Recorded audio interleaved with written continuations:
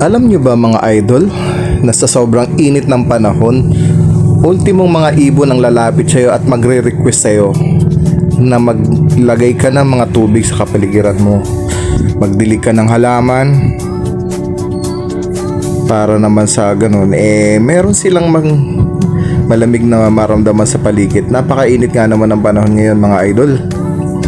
Kaya dahil panay ang lapit sa atin itong mga Maria Capra na to, so naisipan nga natin na dahil sa kanila nagre-request siguro sila ng tubig, so magpapa-fountain tayo ng tubig, magdidilig tayo kasi sobrang init ng summer. So yan, naglatag tayo, meron tayong maliit na garden dito. So ika nga pag meron kang tinanim, darating ang panahon meron kang aanihin kahit papaano, compare naman sa wala. Ayan nakita nyo, meron tayong ampalayang puti, tapos meron tayong tomato. Ayan, nag-set up na tayo ng pandilig dito. Nakita nyo sa sobrang init ng panahon, nalalanta talaga.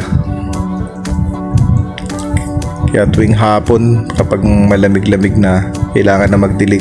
Basta wag lang magdidilig kapag may araw pa kasi mamamatay din sila. So makikita nyo ng mga idol ayan ayan yung na-harvest natin. May mga bunga na rin, ilang piraso, pero nakakatuwa kasi dati wala namang katanim-tanim doon, tinaniman natin yung lote natin bakante, so nagbigay na siya ng produkto sa atin. Kaya ika nga magtanim lang tayo at nang meron tayong anihin bandang huli.